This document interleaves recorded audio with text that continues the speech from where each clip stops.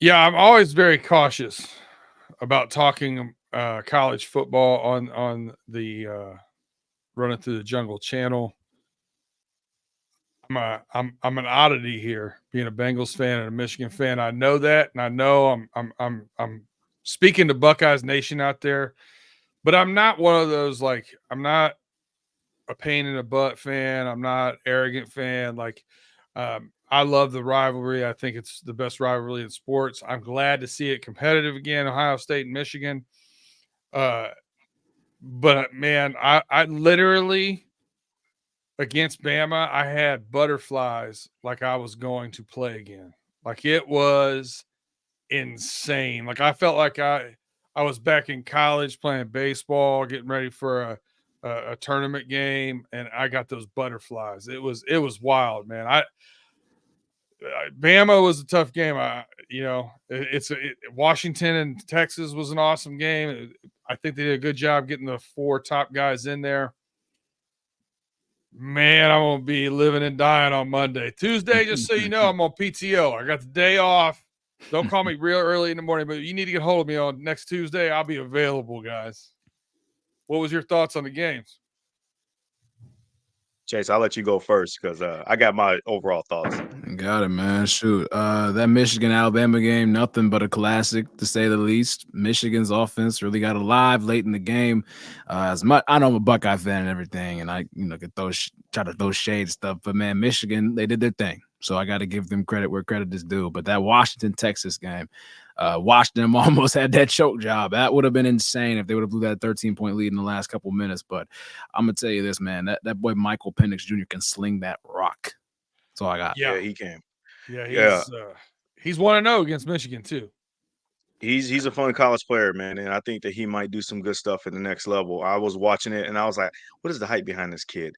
And that's me because I'm subdued to the fact that I didn't really watch a lot of college football. I hear a lot of good names and stuff, but I didn't really pay too much attention to it. The Bengals are playing football, so that's where my attention was focused on throughout all of the football season. But I said this yesterday when we were recording our Roaring Reaction, when we talked a little bit about these games. And I felt like Washington and Texas, that game gave me flashbacks of the 2006 Rose Bowl with Vince Young and Matt Leinart. Only this time it's Quinn Ewers and Michael Penix Jr. But Michael Penix Jr. gave me flashes of what Vince Young was in college. And Quinn Ewers was more like the Matt Leinart comparison comp. Obviously they still go pro and figure out how those things. But Michael Penix Jr., he just looked like a man amongst boys, in that game. Obviously he got some nice weapons, but I just felt like that Michael Penix Jr., yeah, I see what the hype was that everybody was talking about. And when it comes to Michigan and Alabama, look, man, you got to give it to Michigan, man. They overcame the gauntlet that was Alabama. We're so used to them just going one and done the last few years that they've had the playoff spot, but they put it together and they did it. And what a great win for, I almost forget his name, Jim Harbaugh. I want to call him John Harbaugh so bad, but this is a great win for that program. And quite frankly, they should obviously be the odds-on favorite to win it all. They got rid of the tough big bully in Alabama, so it was a great college football weekend for the playoffs. Yeah, even if you're like, just, as a football fan, I'd be watching these games no matter who's in it. You know what I mean? And I always have kind of an introspective look at it of these guys are going to be coming out in the draft, right? Like who might fit in with our team and yada, yada, yada. So there's always some of that kind of stuff. Our boy Romeo Washington, if we let T walk, that's my guy. That's who I want. Yeah, he's nice. I'd rather sign T, but facts. But you gotta have a backup plan, right? And I don't know. I think Mikey Sanders still our nickel corner in Michigan would be kind of a Mike Hilton lookalike almost if he came in. So yeah. But hey, that's enough on college football, man. We gotta talk some pro football. Let's get into it.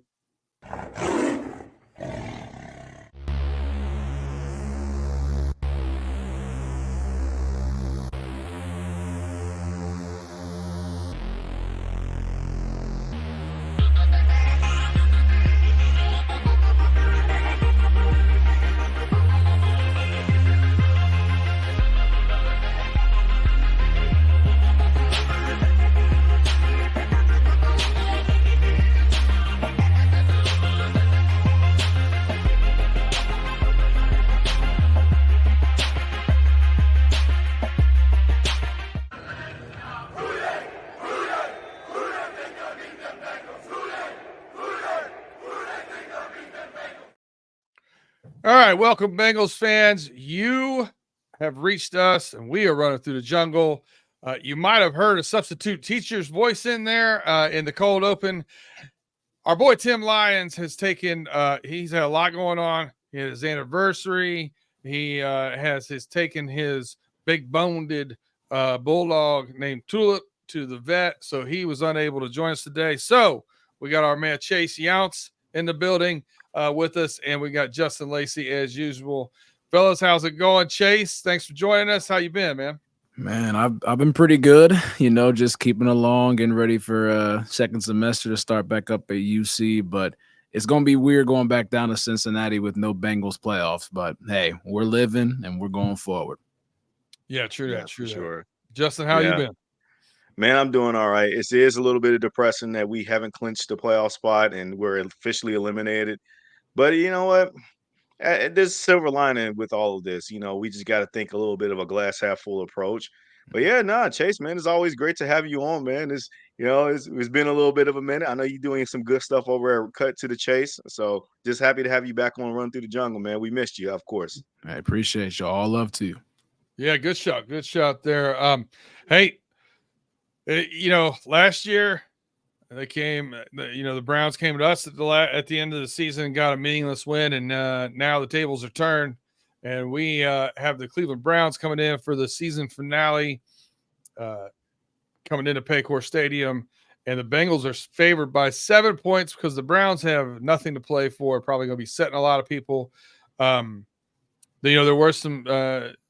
Zach Taylor did say that the fans deserve a good showing and a win on the final game of the season.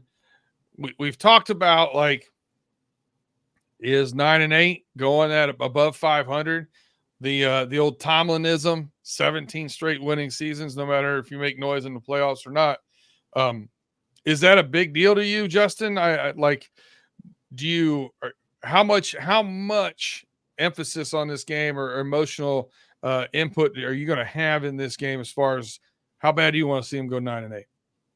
Oh, it's not more or less about the record. It's about finishing strong. And I know that that's like cliche saying because when you think back during those Marvin Lewis days when they were out of the playoffs for like 2 games in a row, like 2 games leading to the end of the season, and Marvin Lewis strung together some nice wins. Those are like fool's gold efforts to make you think that we're going to go into a positive direction going into the following year, and it ended up being even worse. This one's not this way. This team banded together through a lot of adversity, and I understand a lot of teams went through a lot of stuff too. It's just about like, dude, you haven't won a game in the AFC North all season long. If you're going to do it, this is the team to do it against. Stop this slide. 2 years ago, the Browns did the same thing, as you mentioned. They got a meaningless win against us after we had beat the Chiefs to clinch the division, and we knew we was going to the playoffs. They weren't going to the playoffs, so they ended up playing a bulk of their starters and got a meaningless win when we had Brandon Allen starting at quarterback. And I just feel like that you just gotta put the best tape on film for a lot of these guys. That's number one. Number two is you don't want to set this losing culture that like, oh, we're out of it. We ain't got nothing to play for, so we don't care. We're just gonna, take plays off, or we're gonna, make Mail it business in. decisions. Mhm. Yeah, mail it in, making business decisions. I don't like that kind of mentality. We've moved past that. I get it. There are times and places when you have to do sometimes stuff like that, especially playing pro football. But we're trying to build a winning culture here. And quite frankly, next year still matters going into this offseason. That if you're going to, the way how you perform and how you show up is going to dictate if other guys want to come play in Cincinnati too. It ain't like Cincinnati is the most popular place to play at when you think of geographic location. So you got to show them that you can win and ball out anywhere, no matter what the circumstance or situation. So yes, and also I would like to see a winning record for the third consecutive year in a row. If we lose this game, that means that it's officially a losing season, and that doesn't really sit well with me. So I want to go out there and I want to win. I want to dominate. I want my guys out there showing that, man. I don't care if it's the Cleveland Browns practice squad, Walmart workers out there. I'm going to whoop their ass, and that's how I feel. Mhm. Yeah, I don't disagree with you. And listen, when you say, making business decisions and things of that nature, the easiest way to get hurt in this game is not going full out because somebody across from you probably is. And if you don't, you're going to get hurt. Chase, how emotionally invested are you going to be in this game and getting that 9-8 mark? I'm not necessarily emotionally invested. I've used all my emotions this past week against the Chiefs, but I will keep in check that, this is the Cleveland Browns across the field from us. This is the in-state rival, a team that has had our number the last few years, ever since the Bengals have, ever since really the time Baker Mayfield got drafted, they've had our number. And regardless of who's going out there and playing quarterback, it's Jeff Driscoll, believe it or not, who was a former Bengal. Again, that's the thought. But the point of this is that I want to go out there and beat the Cleveland Browns, even if it says, "Oh, it's a meaningless win." Well, when you get the 9-8, like Justin mentioned, and it's a winning season, you're on a positive note, ending the season. But two, I'm tired of the Cleveland Browns. You know what I'm saying? Like I'm tired of that team up north. I'm not referencing Michigan in this regard, but tired of that team up north that, that every time they play us and beat us, it seems to be their Super Bowl. Now they're going to actually go chase a Super Bowl right now. And again, I won't share my thoughts on how I feel about the Browns and everything like that. But with Cincinnati, I mean, they got to try to finish strong on this. There's only been one day in my life where I rooted actively against the Bengals, and it was December 22nd of 2019 when the Dolphins playing the Bengals, and the Bengals had the chance to clinch the number 1 pick with Joe Burrow, and it happened. Last time I checked, we're not looking for a quarterback or anything like that. But yeah, the Bengals, I'm going to root for them, obviously, to get to 9-8. It sounds dumb to not root for them. Finish, season strong. It'll be last place, but at 9-8, I mean, there's a lot to build off of, because you look at next year opponents and you're like, oh, we're playing 4th place teams. We were 9-8. We went through a lot of adversity. We're getting our starting quarterback back. And yeah, so I mean, again, it's a positive note to end the season on, and just to get back to the drawing board next year, because this is one of the biggest off seasons the Bengals have had in many, many years, and go into that on a high note. Yeah, most definitely. There's a lot of things that we're going to be unpacking during the off season through the shows. That normally you do some shows about your favorite Bengals and your favorite all time, and your da da da da. You try to fill some time during this off season. There's a lot to unpack here, because there's going to be a lot of moving pieces. How they split up that pie. This is the analogy Duke Tobin would like to use. How they're going to split up that pie, who's going to get paid, who's not going to get that pie, and who they're going to be drafting, who they can look at in free agency, some of those things. Starting next week, we'll be putting a lot of that in as we go through, playoffs and talking about other teams as well, because, face the facts, this is a Bengals first podcast, but you have to pay attention to what other teams are doing, especially within a division if you want to compete. And my last thing on this game, 9-8, I really like it. I want to get there. I'm a little bit more emotionally invested in that, kind of like Justin is. But my caveat in this, I cannot go 0-6 in this division. Facts. It is You just can't do it. man. Hell no, you can't. Nope. So at least get one dub when they're playing against mostly backups here for the Browns. So that's a big sticking point for me. I can't. 0-6 just has a bad taste to it. Terrible. So all that said, Justin, we'll throw it over to you. Going into this game, what are your big things you're looking for? We've talked about looking at the evaluation and what players you want to keep an eye on, and the fight you want to see and things of that nature. So what things are you looking for in this game of the Bengals versus the Browns? So I'm going to start offense. Okay. Number one, I need to see the leaders step up as leaders. We may see Tyler Boyd in his last time as a Bengal this upcoming Sunday. And, I don't know what the situation is going to obviously take place when it comes to this offseason, but him and Joe Mixon also as well too, but more specifically Tyler Boyd, people have been singing this swan song all season long, and this may actually be it. You got to let him go out there and kill it. I'm watching that and how the team rallies around him. We know Jamar's going to be here next year. If they make the right decisions when it comes to T. Higgins, most likely he's going to be here next year. But Tyler Boyd most likely is probably not. I don't feel good about losing Tyler Boyd next year, even though I know he's struggled most of the season. But he's just always been big brother, man. Like that's who he was always been since both Jamar Chase and T. Higgins were drafted. So that's the number one thing that I'm going to be watching for is how do they rally around their guys. Number two, sticking with the offense, I need to see this O-line block and protect.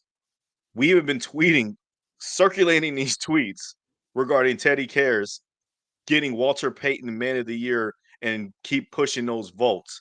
Well, a part of that is because we have basically celebrated his play on the field as being that stabilizing force on the O-line at center. We haven't had great center play in years past. We're not going to mention any names because we already know. But Teddy Karras has been one of the main leading guys. And I want to see the O-line gel around him to push it over the top. And I'm not saying that that's going to do it enough to get his votes. First of all, he's already first place, if I'm not mistaken, when the voting, I guess, like as of yesterday. Hmm. So I feel like that Teddy Karras is another one that I want to see the team rally around for and establish the run game. You know, the best way to how you can sort of watch the O-line and how they perform is if they commit to run blocking on certain run plays and they just don't allow them to get pushed back like they did these last couple of weeks. It was just ugly watching them on that final drive against Kansas City with it felt like 8 sacks in a row, it felt like, on one drive. That's disappointing, man, and that's demoralizing. It's just disgusting. So I need them to figure that out. On defense, I'm watching everybody with the exception of Trey Hendrickson, of course, because another Pro Bowler, as announced as of today, he made the Pro Bowl again. He's tied for the league lead in sacks with TJ Watt at 17. And I hope that he gets a few more under his belt this upcoming Sunday, too, and actually take the league lead in sacks. But again, I want to see the defensive line respond because they haven't been responding outside of Trey Hendrickson all season long, it felt like. This secondary, I need them to communicate better. They just have to. Too many big explosive plays. And might I say this? You're going against Jeff Driscoll. Jeff Driscoll, we've had him here. It ain't special, okay? Yeah, he has some little wiggle to his game as far as being somewhat mobile or whatnot. But come on, man. Like, he's not a great quarterback. There's a reason why we moved on from him being our third string guy. So, with that being said, you need to limit the big plays explosiveness in the secondary. And I'm going to be watching for all of that, no matter who is out there. So those are my observations I'm going to look at when I'm watching this game, both offense and defense. And I just need to see this team show up and get a win. Yeah, I definitely like some good takes there, Justin. Some things I'm definitely looking forward to. Chase, what do you have your eyes on for this matchup? What are you going to be critiquing most here from the Bengals? Pretty much a lot of the things that Justin just said. He hit it right on top, and Tyler Boyd, big thing with him. I mean, potentially being his last game, most likely being his last game in a Bengals uniform. It's going to be emotional seeing some of these guys playing their last game. I mean, obviously DJ Reader's not going to be out there because he's injured, and this, would have been his last game. Maybe not. If, he would have been on the field, maybe it determines a couple of games, but don't want to put that weight on him. But you got him, Chidobe Awuzie. It's unfortunate because you saw what he was in 2021. I think in a way, maybe us as fans might have overrated him a little bit. But he was still a really good corner. All right. Really good corner for us in 2021. People forget how good of a season he was having in 2022 before he got injured against the Cleveland Browns on Monday Night Football. The man went from being a very good corner, maybe a little inconsistent here and there, but more consistent than not, to almost elite status, elite categories and everything. And it's hurt against the Cleveland Browns.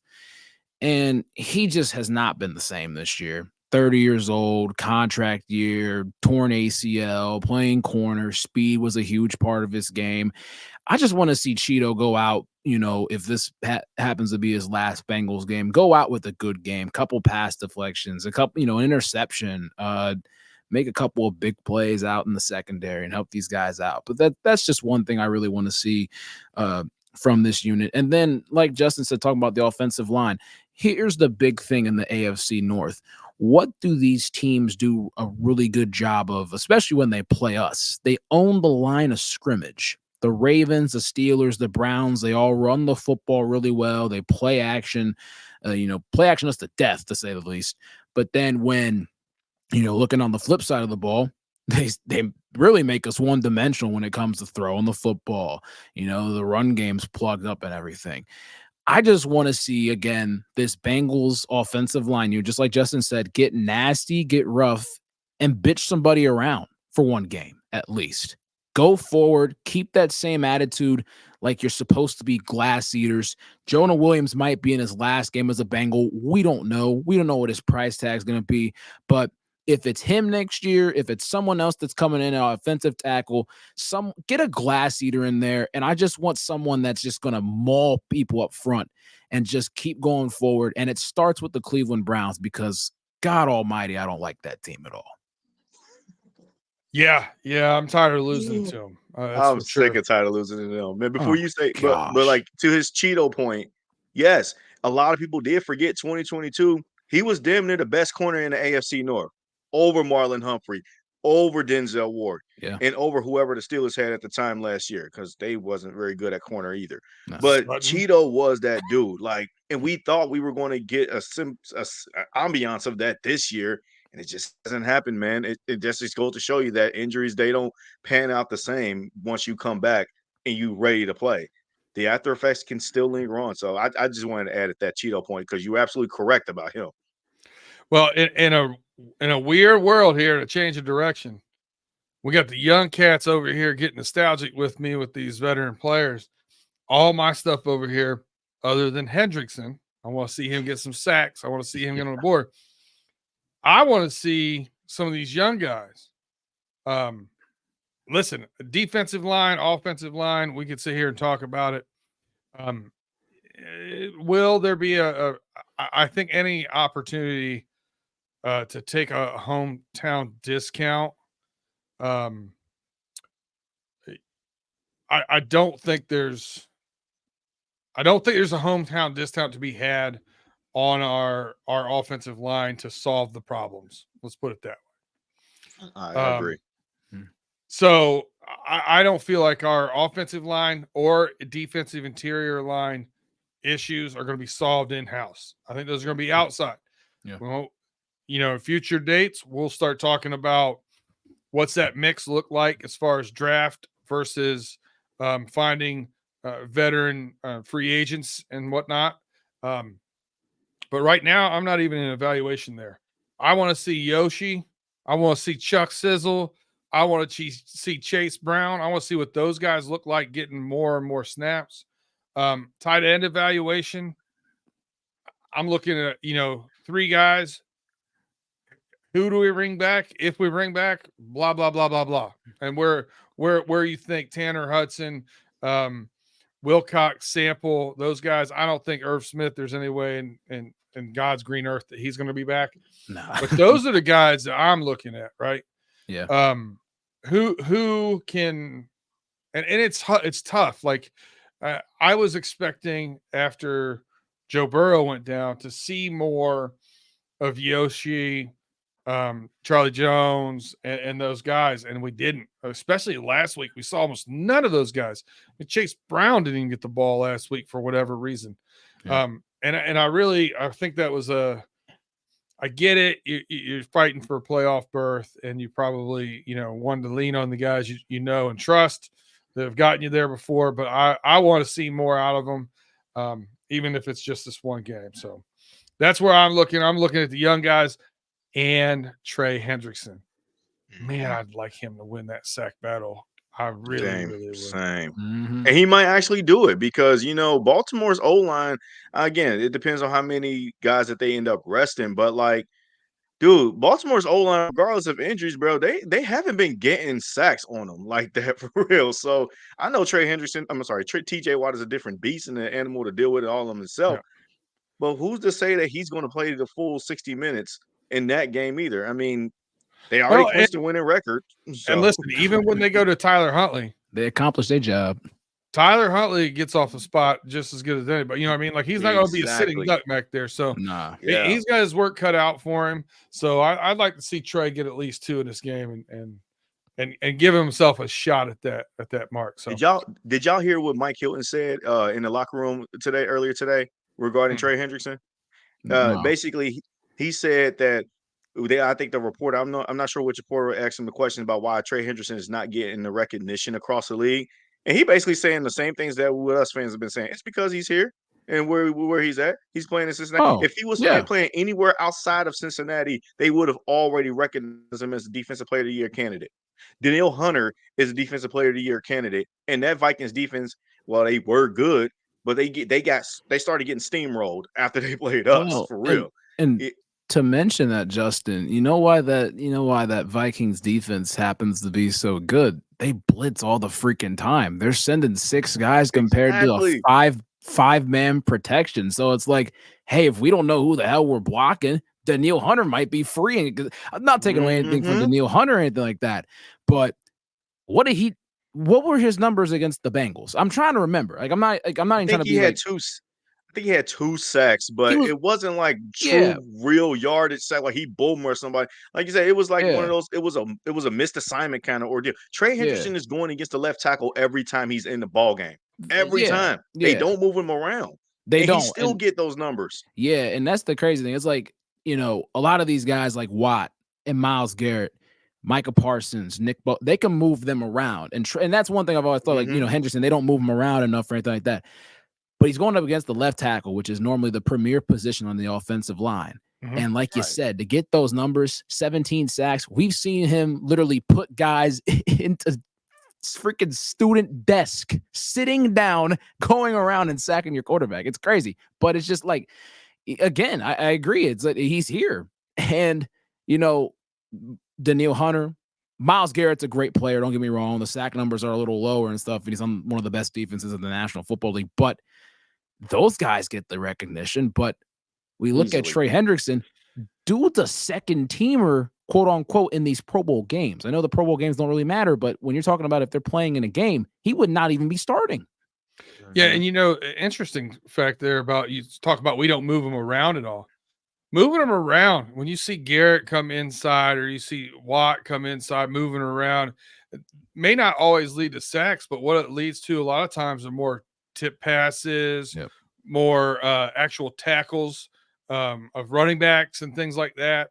So it's presence. I think it would help if we moved him around a little bit too. I don't know if that's a him thing or a scheme thing or a combo, but I would like to see what it looks like moving him around here and there. I think it would catch him off guard for sure. Oh yeah. But hey, if you're listening to us on Apple Pod, Google Pods, Spotify, please go hit that subscribe button. Give us those 5-star reviews. We appreciate you guys rocking with us every week. We've been getting a little bit more. We appreciate that. Keep building it up there for us so we can bring you some good stuff during the off season. We got some good stuff planned already.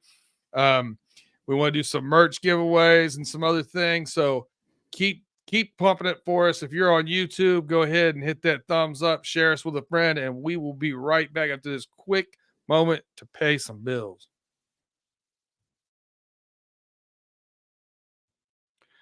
All right, welcome back, Bengals fans, to Runnin Thru the Jungle. I'm your host, Brandon Herriott, with Justin Lacey and Chase Younts. Fellas, we've covered the Bengals-Browns final, the season finale at Paycor Stadium. But now I'm going to turn the reins over here to one Mr. Justin Lacey for our second edition of Check, Raise, or Fold. I like that's right. What we doing here? We're gonna give you some teams here, and he's gonna go around to us, and we're gonna figure out if we're gonna check, raise, or fold on their playoff chances and or noise they'll make in the playoffs. Justin, go ahead, take it away. Yes, man. I had fun with this segment last time.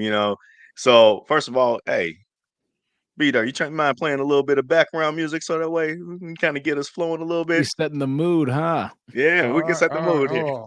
I like it. Well, you want something a little funky, or want something that's probably not that one? How about the roaring reactions? The roaring reactions one will be a great little touch to this segment. He's trying to get in the zone now. I like it. Rich Eisen does it all the time on his Rich Eisen podcast.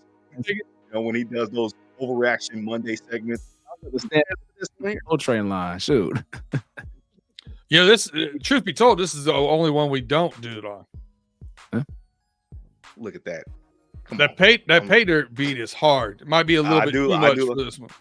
Yeah, I do like that pay dirt beat. I've listened to that quite a bit. But this is another edition of the Check Ray Fold segment. For all your poker fans out there, we are going to give some teams about like if we're going to check to see where these are teams that we're talking about that haven't clinched playoff spots yet.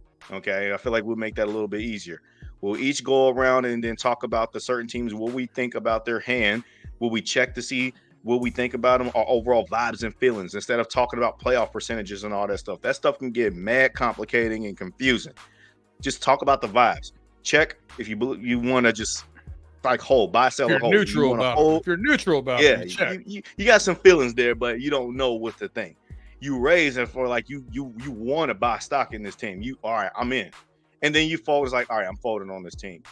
So first up on the docket list, this is a team that's been in some shambles here recently. Chase, I'll explain this to you. Don't do what I did last week and bet on the Raiders. It was a fail. Oh man, we had some Raiders here. I raised on the Raiders and got kicked right on out the playoff picture. I did say fold on those teams, but I understood you made some compelling points with their culture. So, but the first team up on the docket list, we got the Jacksonville Jaguars. Again, it seems like this AFC South, nobody wants to win this. The Jaguars was in the driver's seat all season long until they played us. And then they went on a tire fire tailspin and losing 4 consecutive games before finally winning the game against the lowly Carolina Panthers. And I feel like Bryce Young got knocked out in that game. So they were able to pick up an easy dub from there. Check, raise, fold. Chase, I'm going to start with you. Where are your vibes with sitting with the Jacksonville Jaguars? I understand Trevor Lawrence didn't play this past game. And they were playing the Carolina Panthers. But a win's a win, and they needed a win desperately. So you're looking at the guys coming back to practice, Christian Kirk, Trevor Lawrence. I'm raised because I think that all they have to do is beat the Tennessee Titans. And the Titans play tough. Don't get me wrong. They didn't play tough last week against the Texans, but they normally play tough. But I think the Jacksonville Jaguars are going to have to go on the road, and they're going to have to win a very, gutsy performance to make the playoffs. And I think the Jags are going to go on ahead and do that. I'm going to raise on them. It's a little risky, just to say the least, because they already know that, the Colts and Texans are playing on Saturday night. So they're already going to know, okay, one way or another, we got to win this game. And I think win is all they got on their mind. So I think I'm going to raise with the Jags. Okay. Brandon, where you went with this one? I'm going to raise on the Jags, and I'm going to tell you a different reason why. They remembered their identity. Their identity, 155 yards rushing. ETN averaged 6.4 yards a carry for a $102 with 2 tutties. That's their identity. Lean on that run. They've got a pretty good defense. Lean on that run game. Control the ball. And I think they're going to be better off. Now, they may have gotten away from it a little bit with ETN because he got nicked up during the year. But he's looking better now. He's got a little more explosion to him. And Christian Kirk coming back, as Chase said, also a pretty good plus for him. So I also am going to raise on the Jaguars here. Intellectual B-dirt. I like it. You never know. You never know, dude. This is actually a two-parter. I could have just illustrated here. I am going to raise on the Jacksonville Jaguars along with you guys on making the postseason. But I need to check on them winning the division. They only need one win, and then they're done. The Texans, on the other hand, has to win and get a Jacksonville loss before they can clinch. If both teams were to win, Jacksonville is in. Seals that division crown, I should say. And you know what? I feel like that their odds are way too high for them to not miss the playoffs. So I'm going to raise them most likely making the playoffs. So I think we're all in agreement there. They have some good stuff going. Last week we were a check, but not fold because other teams were raising the pot and raising the stakes. If you're the Jaguars, you got to still understand the division that you're in is not great overall. So you still have a chance to lock it all up still. And now I feel like they're in a really prime position to be in the playoffs no matter what, whether if it's a division win or a wild card spot at the 7th seed. I feel like I'm in with the Jaguars on raising the stakes with them. So I think we're all in agreement there. But Here's a dicey team that shouldn't be dicey, but for some reason they're dicey. Okay. Right now they're slotted in the 6th seed, and that's the Buffalo Bills. Last week, even in the Roaring Reaction show, Tim Lyons, for all our listeners that hear our show, he's not in with the Buffalo Bills. In fact, he said he's folding on them. Me, I'm the complete opposite. I'm actually not only that I'm raising my bet, but I'm going all in on the Buffalo Bills. The Bills are like pocket queens. Like you start your hand with pocket queens, and the flop came out last week, and you see a queen as a part of the flop. But you didn't raise right then and there because there's other cards in there, and another team may have got the nuts draw to a straight or a flush, which would have beat a trip queens. After week 17 happened, and I know they didn't get the high flashy win against New England. New England's not a great team, but that was a team that also beat the Buffalo Bills earlier too, by the way, and they got their lick back on this one. I feel like that a brick turn for other teams, and they still holding down queen triplets. They're holding down 3 of a kind on queens. Not a lot of hands can beat them right now with the rest of the teams that still need like a playoff spot. So I'm all in on the Buffalo Bills, and I think that they can actually win that division. Brandon, I'm flipping it to you this time. Check, raise, fold on Buffalo. I'm gonna check. Inconsistent play, been up and down all year, all over the place, and the difference with the Jags and them. They're playing, although be it a banged up Dolphins team after getting physically dominated by the Ravens last week. But they're still playing a Dolphins team that has they can make you pay if you make some mistakes on defense. So I'm not going to fold on them at all because they're a good team. They could make some noise. If they get in the playoffs, you don't want to play them because if they play their best game, they're really good. And even if they lose this game, they still got a 64% chance, I think it is, or 5% chance of making the playoffs. Yeah. So I'm just going to check, though. I'm going to check. I don't know. I like them running the ball more. They've been doing that recently. It cuts down on turnovers from Josh Allen. But I'm still just going to check. Okay. I get it. And I understand. They're at home against Miami, man. And they already beat Miami earlier in the season. Miami's still struggling. And I feel like they got their teeth kicked in so bad against Baltimore. They lost Bradley Chubb now with the torn ACL. Again, I'm not writing Miami off for winning that division. But if Buffalo to win, they get the 2 seed for second year in a row? I feel like the Buffalo Bills always get the 2 seed since they went to the 7 seed playoff format. Mm-hmm. I feel like they've always been a 2 seed like these last several years. But Chase, where you at with the Bills? Check, raise, or fold?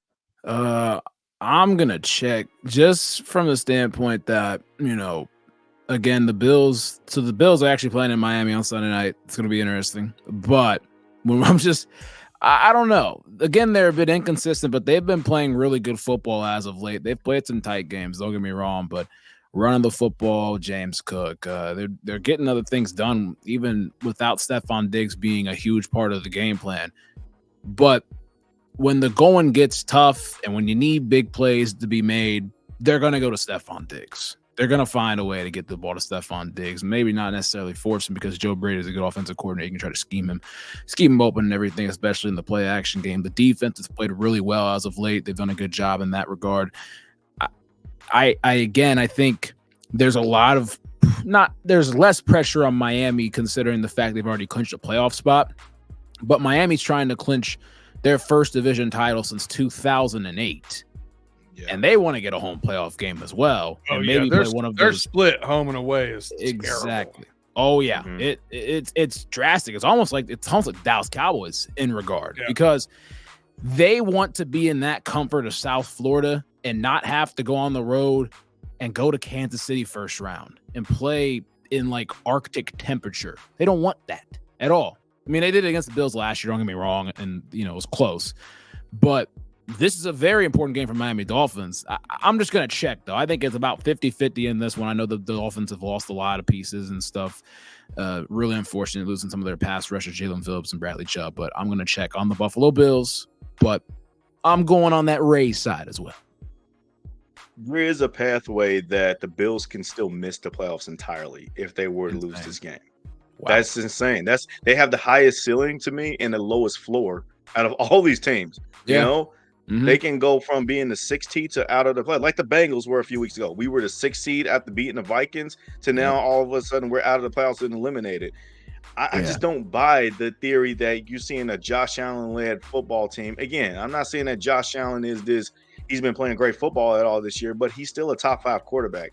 The defense has been playing great as of late, and if they sustain that level of play after losing the guys that they've lost, man, they can be one of those major teams on upset alert that can upset teams like the Baltimore Ravens in the postseason. They already, as of lately, they also been having the Kansas City Chiefs number. They've beaten them 3 out of the last 4 times. So there's a chance there that Buffalo can run the table. I said this last week, and I was checking on them last week, but now I kind of am all in. So that's where I'm at with Buffalo, and I get it why you want to hold a little bit. But this next team, okay, they're sliding currently in the 7th seed. Personally, I haven't been sold on them all year long, and that's the Indianapolis Colts. I understand Minshew Mania was whatever and all this and that. They got a tough game against the Houston Texans going up. Look, I'm just going to go out there and say I'm folding. I don't want no parts of the Colts. They have a tough game. I like what they've done all season long with the pieces that they've dealt with. Gardner Minshew, he helped resurrect his image, I should say. But we already know Anthony Richardson is the future for that ball club anyways, and they got to get more weapons. Like, they don't have enough weapons. I'm sorry, they just don't. So I'm folding on this team. I don't think that they make the playoffs personally. Chase, I'm going to flip it back to you where you are with the Colts. If I'm a roller coaster enthusiast, you see the ups and downs. Let's go through them real quick. Week 13, they went up, beat the Titans in a very emotional game. Week 14, dropped back down against the Bengals and got killed. Week 15, up, beat the Steelers, handled them pretty well. Week 16, dropped back down, lost to the Falcons. Week 17, big win against the Raiders. They're up. So by the laws of theory and symmetry and anything else, I think they're going down, and I think I'm going to fold on the Indianapolis Colts. Gardner Minshew, man, he's had a good season. I give him credit for stepping in and everything. I thought they should have started him from the jump to give Anthony Richardson a little bit of time and development and everything. But you've seen some of these teams want their young quarterbacks to get in and just throw them right in the fire and see how they handle it. But Gardner Minshew's done a very good job over the course of this season. Again, the inconsistency factor. I don't know how this is going to go against the Texans because the Texans front 4 have done a pretty good job of rushing the passer this season. Will Anderson, all those other guys. Secondary is young, but they're pretty strong on the back end. And then I don't think you can keep up with CJ Stroud in a duel indoors in a big game like this. So I'm going to fold on the Colts. I'm with you. Brandon, are we doing a clean sweep? 100%. Folding on the Colts and the Colts. The issue I have with these guys, right? And when you're looking at they're anytime teams are close in talent wise, and I think the Texans and the Colts overall team talent is pretty close. You look directly at the quarterbacks, and I'm going to bring some of my Ohio State brethren back into the fold after talking about Michigan to start this thing off. CJ Stroud, offensive rookie of the year. Excuse me. Go ahead and get it to him. DeMeco Ryan, I think he's going to be coach of the year. I really like what they got going on in Houston. I think Houston's going to win this game against them. Gardner Minshew, he started off with a bang. He's had some flashy games here and there. Over the past 4 games, he's averaging 220 yards passing with 1 touchdown a game and a half an interception a game. That's not going to cut it to win this game. You got to keep up with C.J. Stroud. I don't see it happening. I don't think Jonathan Taylor's quite at peak form right now, even though he's come back and playing through some injuries and stuff. I don't see him pulling this game off. I like the Texans in it. Which is exactly a perfect segue to our next team, and it is the Houston Texans, because I'm with you in whole agreement on Houston. I like what they've built. I just do, which is why I'm going to lead this one, and I'm just going to say, look, I'm all in on the Houston Texans making the playoffs, but I also am going to raise the stakes even more.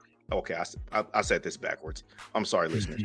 I'm going to raise my stakes on the Houston Texans, and I'm going to go all in on a more riskier bet that they're going to win the AFC South. That's where I'm at with the Houston Texans. I think they get it over to Jacksonville Jaguars. I just feel like Jaguars have been inconsistent. They're staring. The Jags are staring right in the trap game phase. I'm sorry, they're staring right in the face of a trap game with the Tennessee Titans, because Tennessee does remember losing to them in Week 18 last year, and they did a choke job themselves. I don't think Mike Vrabel is going to let that happen again, even though they're already well out of the playoffs, but they want to win. Houston, on the other hand, they've been performing all year long pretty well. So if they see the Jags lose, they're going to win that division by just getting a win against the Colts. And we all believe that.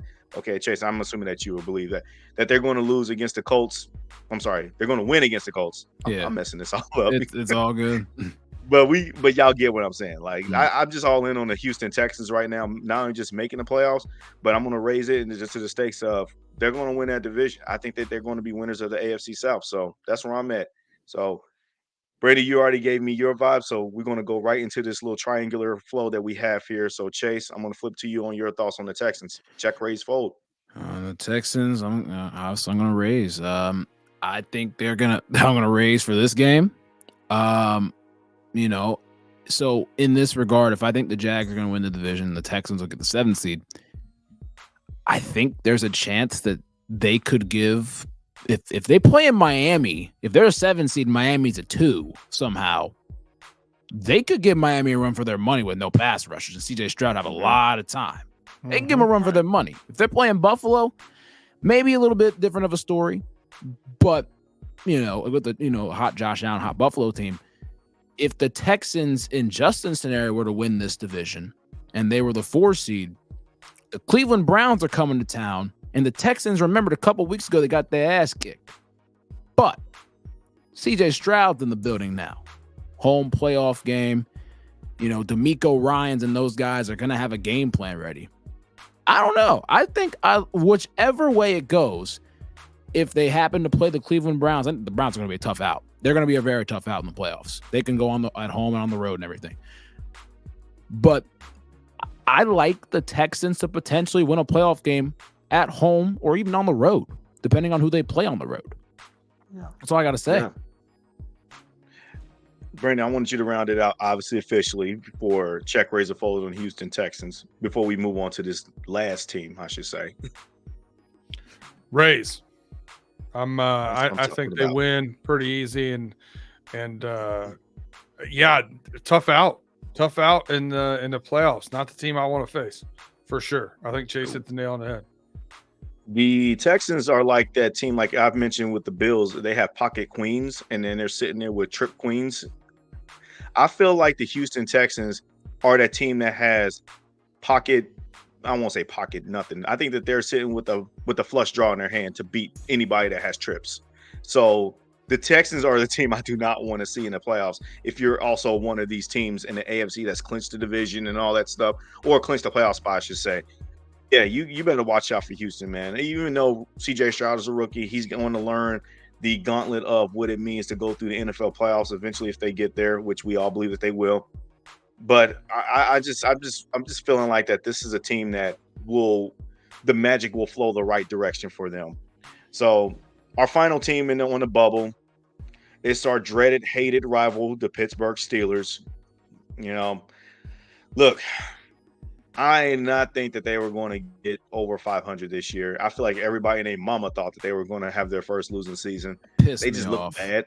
It makes me, this makes you, as a Bengal fan, just makes you mad even more that you lost to this team twice, and that never should have happened. So they had a nice win against Seattle, and they were at Seattle. They had to travel out west for that game. So, tip the cap to them for that. But I'm still folding on this team on making it the playoffs. I just don't buy into them, even though I know that they're playing the Ravens team on the road, and Baltimore most likely going to rest their starters. But even when Baltimore rested their starters, I still think Baltimore is a better team than Pittsburgh regardless. And I just don't think that Pittsburgh will have enough edge to get the tiebreakers to fall their way, and wishing that everybody else are going to lose throughout the rest of the week. So I'm folding on Pittsburgh. B-Dirt, what about you? Yeah, the Steelers are favored by 4 in this game.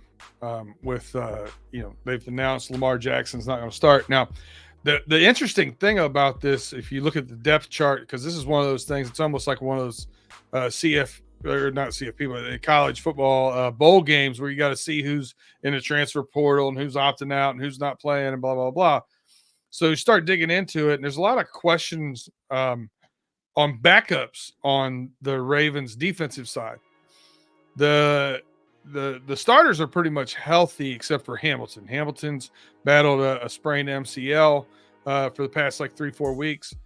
He'll definitely rest, but I think some of those other starters are going to get some work to let some of the other guys that are questionable backups to rest that are rotation guys. And also, like, I get Mason Rudolph has started off pretty hot for the Steelers and has kind of changed what they look like on offense around, but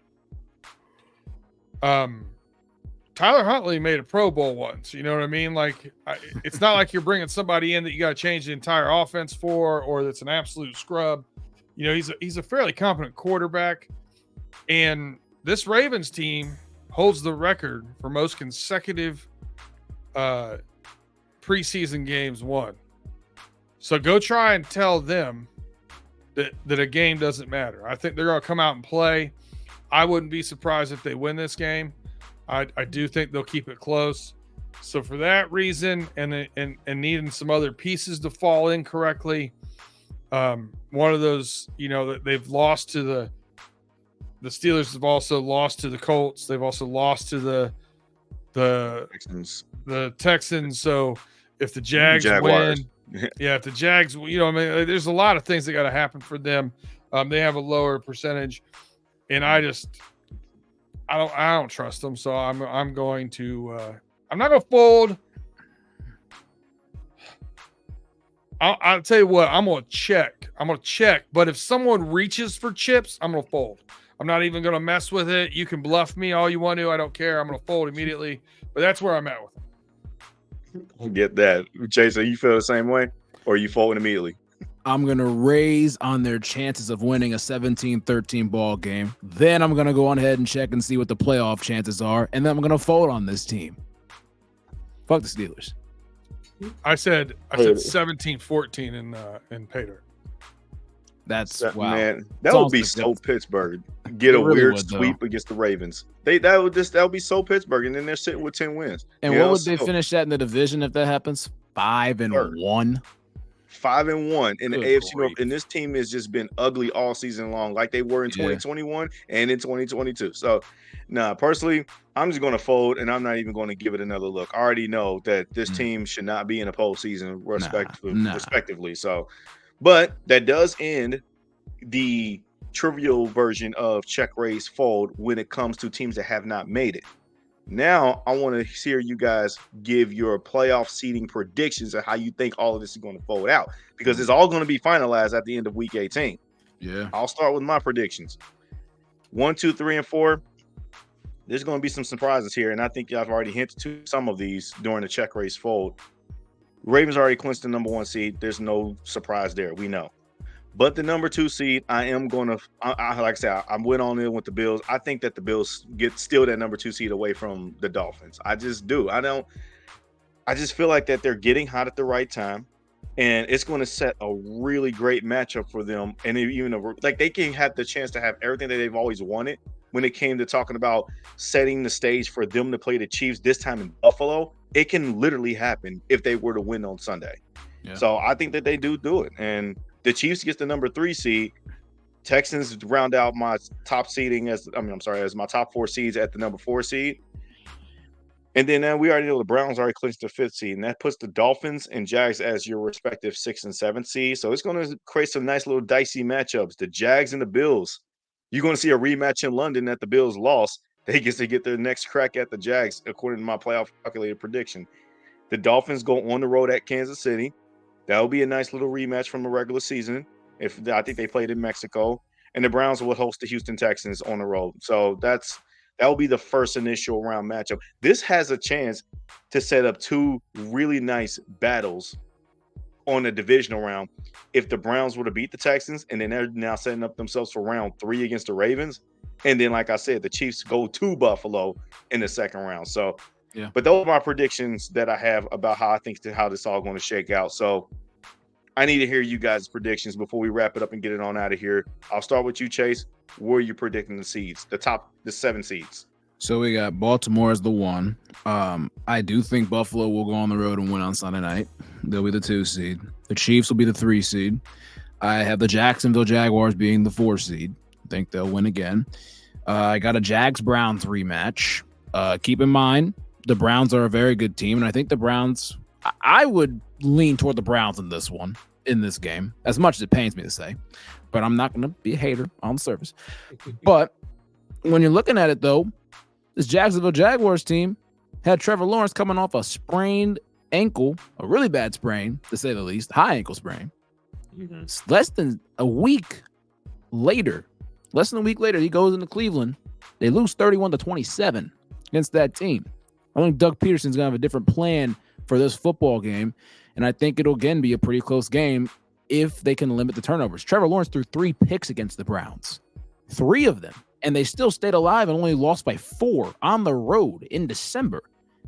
Just saying, keep an eye on that one, but I think Cleveland would, I would lean toward Cleveland in that game. Chiefs, Dolphins, agreed on that one. Man, Tyreek Hill's first game back in Kansas City would be in a playoff game. What more could you ask? Awesome. I couldn't even. That would be awesome. Normally, I predict like what channel, what day, time these games are going to be. I would do that with the Bengals, but it's just weird looking at this without them. But again, I won't get down that road. And then I got Buffalo and Houston. C.J. Stroud going in the cold to take on the Buffalo Bills. Hey, that's probably going to be the first playoff game of 6 on Super Wildcard Weekend. 4:30 game. Why not? It's going to be nice. All right, B-Dirt, you got some predictions for me? Where are you leaning on the seeds? I do, and I actually don't agree with everything here, so this is a little controversial. Look out. I love it. All right. I got Ravens 1. I got Dolphins staying at 2. I think the Bills lay an egg. I got the Chiefs at 3. I got the Jags holding on to 4. I got the Browns staying at 5. So that means 6 and 7 would be the Texans and the Bills. Texans and Bills, okay. All right.